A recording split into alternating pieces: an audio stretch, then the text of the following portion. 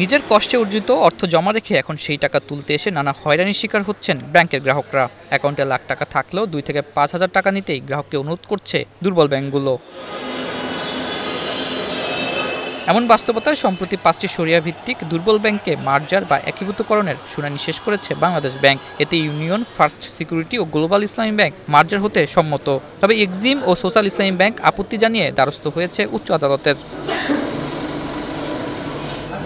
একীভূতকরণে সম্মত না হওয়ার কারণে প্রমাণসহ ব্যাংক দুটির কাছে ব্যাখ্যা চেয়েছে বাংলাদেশ ব্যাংক। ব্যাংকগুলোর বক্তব্য শুনে সিদ্ধান্তের কথা জানানো হবে। এসআইবিএল এর চেয়ারম্যান মহোদয় বাংলাদেশ ব্যাংকের সিদ্ধান্তের সাথে সহমত প্রকাশ করেছেন। এক্সিম ব্যাংক তারা বলেছেন যে আমাদের কিছু অগ্রগতি আছে, হ্যাঁ, আমরা ঘুরে দাঁড়াতে সক্ষম।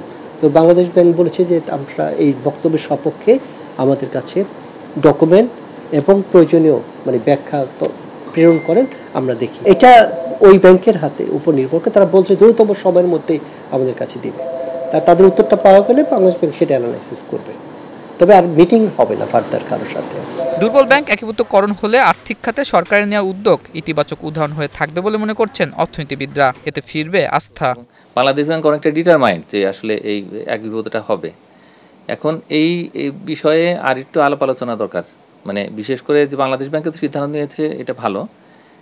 তার কারণ এই দুর্বল ব্যাংকগুলোকে তো আর কতদিন ধরে আসলে এই ঋণ দিয়ে বা তারল্য সহায়তা দিয়ে তারা টিকিয়ে রাখবে। তার কারণ তারল্য সহায়তা যত দিতে থাকবে তত কিন্তু ওই বাণিজ্যিক ব্যাংকগুলোর দায় বাড়তে থাকবে। তার কারণ ওই অর্থগুলো তো শোধ করতে হবে। কিন্তু যদি মার্জার অ্যাকুইজিশন হয় তাহলে সেই ক্ষেত্রে কিন্তু নিজেরাই নিজেদের দায় সেগুলো কিন্তু ঠিক করবে এবং তখন কিন্তু পরিশোধের একটা সময়সূচি বা তাদের কৌশলগুলো ঠিক করবে। একীভূত না হতে চাওয়া ব্যাংকগুলোর দায় কমানোর ঝুঁকি থেকে যাবে উল্লেখ করে ব্যাংক খাতে অস্থিরতা ফিরে আসার সুযোগ থাকবে বলে মত অর্থনীতিবিদদের। আতাউর নিয়ন, স্টার নিউজ, ঢাকা।